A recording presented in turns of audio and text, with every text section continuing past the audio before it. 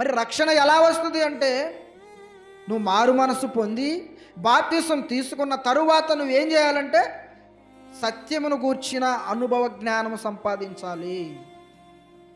సత్యము అంటే వాక్యం. ఆ వాక్యములో నీకు అనుభవం రావాలి. వాక్యములో దేవుడు ఏం మాట్లాడుతున్నాడు, ఏమి విషయాలను మనకు చెప్తున్నాడు, ఎలా మనం బ్రతకాలని కోరుకుంటున్నాడు అనే దానికి సంబంధించి అనుభవ జ్ఞానం రావాలి. అనుభవ జ్ఞానం ఇది ఎవరికైతే వస్తుందో వారే రక్షణ పొందుతారు, వారే రక్షణలో ఉంటారు. ప్రేమని దేవుని వాళ్ళరా, మరి మనం అలా ఉంటున్నామా? లేకపోతే బాప్తిసం తీసుకున్నాము, ఏదో వస్తున్నాము పోతున్నాము, అయిపోయింది, మన పనులు మనయే అని మన కార్యక్రమాల్లో మనం ఉంటున్నామా? ఒకసారి ఆలోచించుకోవాలి. ఎందుకంటే ఈ మాటలు చెప్తున్నానంటే, మనం రక్షణ పొందాలి. ఎంత ప్రయాసపడి మనం రక్షణ పొందకపోతే ప్రయోజనం ఏముంది చెప్పండి?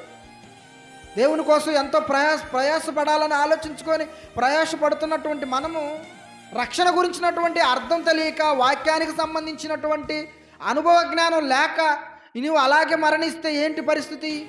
నీ ఆత్మను ఎక్కడికి నడిపించుకుంటావు?